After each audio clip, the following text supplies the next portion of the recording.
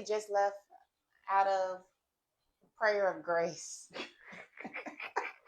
Prayer of gratitude. That's what we left out of. Mm-hmm. And gratitude and grace, I feel like, just goes hand in hand, right? Just really thankful for having the opportunity to be here on the last Friday of 2026, and knowing that God has granted the grace for me to be here. Yeah. Because I know I've done a lot of stupid things that could have prevented me from being right here at this very place in my life today. So if you don't know already, we've been doing the lives. This is our third Friday live. Mm-hmm. And we're going live from our local business, the Millionaire Portfolio Group of Tallahassee, Florida. Yes. Where we've been going over this wonderful book. Wonderful book. That actually, what's funny is that when Chalita and I first started talking about a book, we realized that we both had purchased it at some point, and we both started reading it at some point. Right. I don't know that. Did you finish the book? Of course not. All right. Who finishes books? I know I did it. I got further than I thought, but it took me a while to even get where I was. But when you talk, we both knew that this book was like one of those meat and potatoes type. Oh, yeah, books. It was a heavy book. The book was heavy. Right. That's the kind of book you got to sit down. You got to ponder. You got to think about what you just digested. You can't read the whole book fast. You got to read a part of it. Sit and think about it. Right. Have the revelation of how it applies in your life. And what is it saying to you? What do you need to do to change? What are you doing well, what you're not doing well?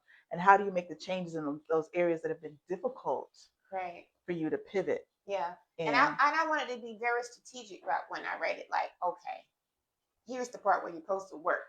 Right. Right. So let me stop reading. Let me practice what it's actually saying. Telling me to do. Yeah. Yeah. And then I'll pick it back up. Right. So obviously I must have got stuck somewhere in practicing. I probably got overboard and got excited. Like, oh, I'm gone. I learned something. I'm gone. Right. I just took off. That's kind of what I do. I just take off. Call me take off. Take off, queen. Benefit queen and the take off.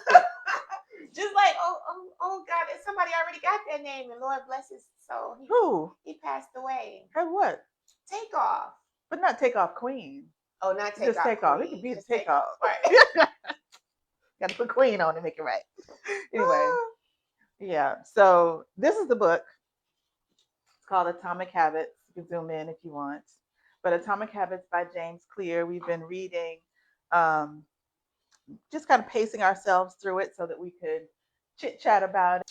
Let's get to that highlighted part. Oh, yeah.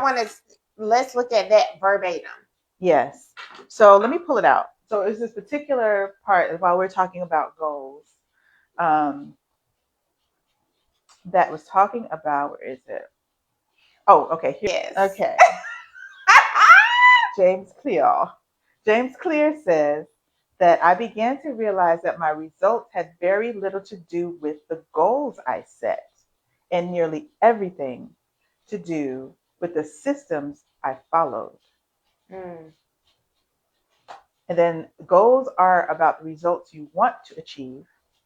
Systems are about the process that led to those results. Oh, that's powerful. Yes. So the goal is you only stating what you want to achieve. Right. But it has nothing to do with you getting there. That's right. So that's what a lot of y'all, not me, I'm just playing, girl, miss the actual boat. Right. And that boat is sailing.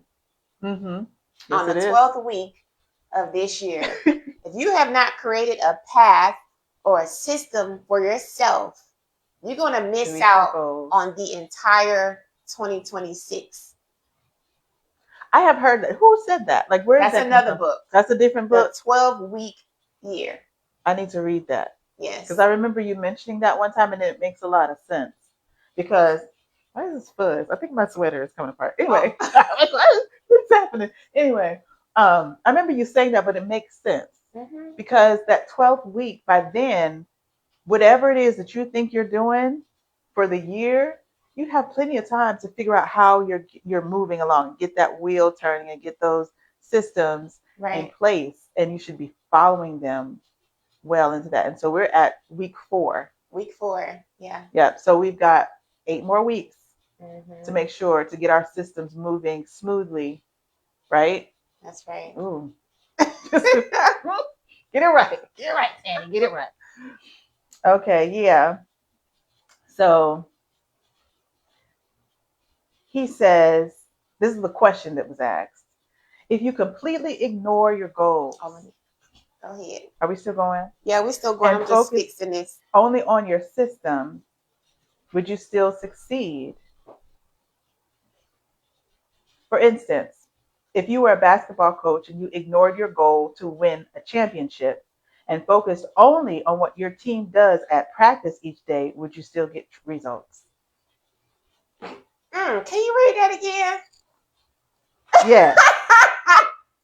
Let me find it. I threw that down too fast. Hold on, where were we? We are right. Okay. So the question was, if you completely ignore your goals and focus only on your system, would you still succeed? The example that James provided was if you were a basketball coach and you ignored your goal to win a championship and focused only on what your team does to practice each day, would you still get results? Would you still get results? I think the answer is yes. Well, what did he say? He said yes, you would. He said he thinks you would. Okay. His opinion was, oh, you don't care about my opinion? I'm chopped liver now. I'm chopped liver. He says, I think you would. The goal in any sport is to finish with the best score, but it would be ridiculous to spend the whole game starting at the scoreboard. Okay. That makes sense, right? And what does he mean by starting at the scoreboard? Like looking at like it just focusing at the scoreboard as we just got to make those right. points rather than doing the systems or the practices right. that will result in scoring those points. Exactly. Which I think is such a profound thing, because a lot of times when you see these young kids playing basketball, like my son is playing basketball. I don't know, your baby girl is too, yes. Right? So one of the things that I see them do is they get frustrated about not making the shot. When in reality, it's like, well, what happened before the shot got made? Or they get frustrated about not having the point, but what was going on that playing field that resulted in not making that point? You know right. what I'm saying? Did you practice? Did you guys figure out how to pass the ball and who you should have passed the ball to? Did you watch those systems and how they worked out? You know what I'm saying? All of those details of life. Right, exactly. All of those details. Like, did you pay attention to how you handled this situation? Right. So when that opportunity came, were you ready? Of course not. That takes too much accountability. Too much. You got to be accountable for whatever happened before the pitch that didn't win. Right. Right. And they might say, oh, the ball wasn't full of air. Or that's whatever. Why is that what it was? Shot. Right. No, that's it. That's what it was. It was the ball. We need a new ball. That's what, yeah, we need a whole new ball. You got some people that just gonna blame it on something other than the problem. Than the problem. Than the failure to create a system. Right. To get it where it needed to go. You know what I mean? To be prepared. You know? Like so when it's time to shoot the shot, you're prepared to shoot the shot. When it's your turn and your team's turn to shoot that shot, we got our little game plan. We done got our little systems of who we gonna shoot the shot, who's gonna shoot the shot, who runs the fastest, who passes the hardest, who shoots the best. You know what I'm saying? And we working together. We got a whole little system. What you mean, collaborative work? Collaboration, girl. Stop. Teamwork makes the dream work. Now you know crabs in the bucket don't know nothing about collaborative work. I thought you were about to say something else. You said crabs in the bucket. Like, crabs in the bucket gonna focus on, I gotta win. Right. I gotta get out. Right, and pulling each other down, and then nobody wins. Nobody wins. They think they but if they were smart though, if they were smart and they created a system to crawl on top of each other and pull each other out, we would not have no more crab roils. It'd be over. It'd be over. Catch me if you can. Have you ever seen a crab roil? Them jokers be, those Yes. jokers be moving fast. Yes. All them legs. Yeah. That's a good analogy. I like that. Yeah. Yeah. We would love to hear your thoughts, Mhm. commentary about that.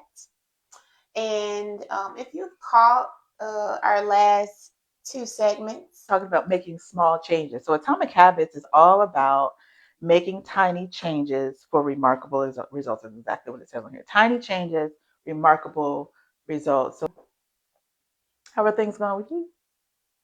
um, I guess everything I just want to result in more energy and more clarity. Hmm. So I have not really, I guess, gotten to the one thing I did do though, kind of like your coffee thing, Mm-hmm. was say, okay, not as much, or I just don't want to feel dependent on anything. I don't want to Right. wake up like, oh, I gotta have my coffee. I gotta have my coffee. I don't want to wake up like that. Right. So anytime I feel like I gotta have something, I just start pumping the brakes because I don't want to feel like I gotta have something to Right. actually function. But as far as um, developing systems that create a space for more productivity. Mm. That's where I'm at, really focus on creating. Yeah. A lot of times we can get so caught up in the day to day Mm-hmm. that we don't focus on creating. And that takes a sacrifice because if I'm creating, I might not be selling, Right. you know. But at the end of the day, the creation is going to allow The systems. the systems to do more work than you Mm-hmm. ever could do. Right. So a lot of times, this more important to me is Mm-hmm. taking the time to create a system that's going to make life easier, not only for me, but for the people that I come into contact with so they can have more clarity and Absolutely. can be more functional and can live the lives that they're dreaming about. That means, okay, I got income, I got freedom, and I Mm-hmm. have time.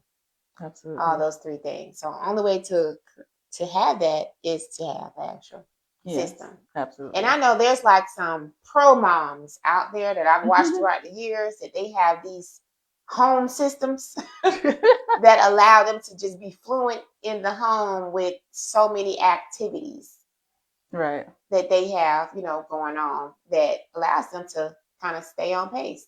They still get to cook so many times out the day. The kids are in like 3 or 4 activities throughout the week. Like I got one friend, she's a doctor, and her daughter's in like 3 or 4 activities a week, and I'm like, how do you do that? Right. How? How? Well, I mean, you got to have a driver. You know what Mm-hmm. I'm saying? So a certain amount of freedoms that comes along with, okay, I got, Yeah. so it's just kind of getting to a place where you're not just solely dependent on yourself. Absolutely.